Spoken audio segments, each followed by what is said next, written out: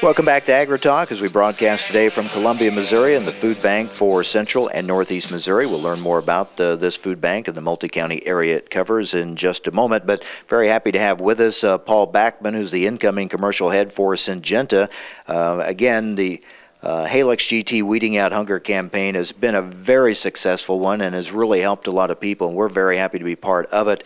And our thanks to the folks at Syngenta for making a $1,500 presentation to AgriTalk during Commodity Classic, which we are in turn donating out to food banks. As I mentioned earlier, Central Illinois Food Bank, one of our recipients, and today we're going to make a donation here to the Food Bank for Central and Northeast Missouri. Paul, thank you for joining us. This has been a great campaign for Syngenta, and indeed a lot of people have been helped. Yeah, Mike, it's really good to be here, and it's a campaign in which we challenge our folks. You know, we're a global company in agriculture exclusively, and we want our people to think about the challenge ahead of a growing population worldwide, and how do we address that? And it can be a bit overwhelming to think about how you grow this or deal with this issue on a global basis, but you can act locally. And one of the things that we recognized with Halix GT when we launched this product is it's a great product, but it is a product that offers growers a different way to approach weed control in their corn crop.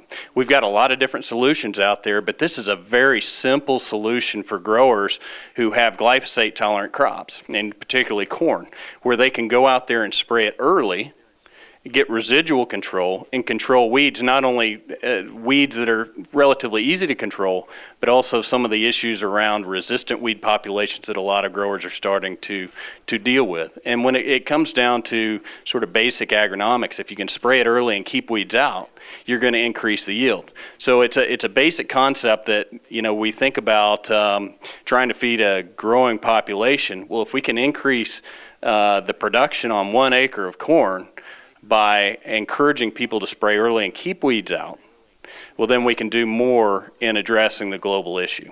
And by using Halix GT, then they also make a donation to the Weeding Out Hunger campaign. Yeah, so a grower can feel good about what he's doing for his corn crop, but he can also feel good about the fact that when Syngenta, for every purchase of Halix GT, there's a donation that's going to go towards local food banks. And it's not just in the cities, but it's also in the rural communities where these growers live and work.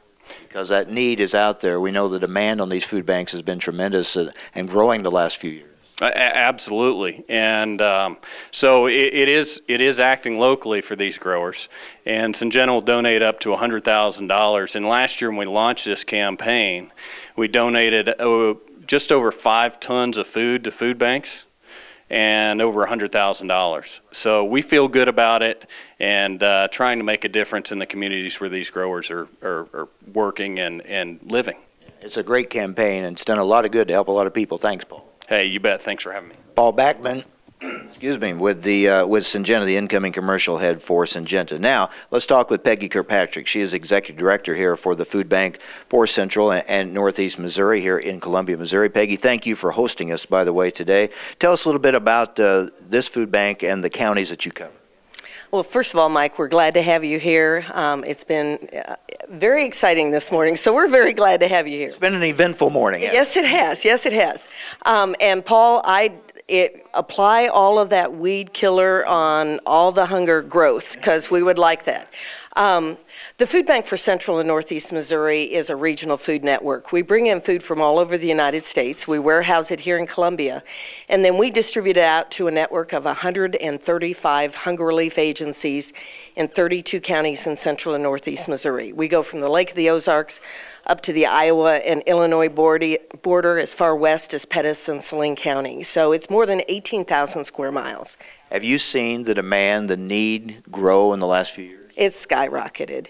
The recession hasn't helped anyone, and for food banks and people in hunger relief organizations, it's kind of a double whammy, because not only have we seen more people falling through the cracks needing food assistance, people who've never in their lives needed help before. They're losing their homes, they've lost their jobs. We have also seen bringing in food from all over the United States with the high fuel costs and the high cost of food. It's a two-edged sword, and unfortunately we're on the wrong end of the whole thing. We're also seeing in our service area really hungry children being hurt perhaps the most. In our service area, it's predominantly rural agrarian, and we have a population, we're waiting for the U.S. Census data to come out, but in our service area, we have probably about 120,000 people that live in poverty as defined by the federal government. Nearly half of them are children. That's a staggering figure, and one that probably a lot of people don't even realize, unfortunately, and that need is continuing to grow. And we are here today to try to help with the effort to feed those folks, as we have a contribution to make on behalf of Syngenta, and we're going to learn how Missouri farmers are going to reach out to families in need in the state of Missouri as well. So stay with us from Columbia, Missouri. This is AgriPulse.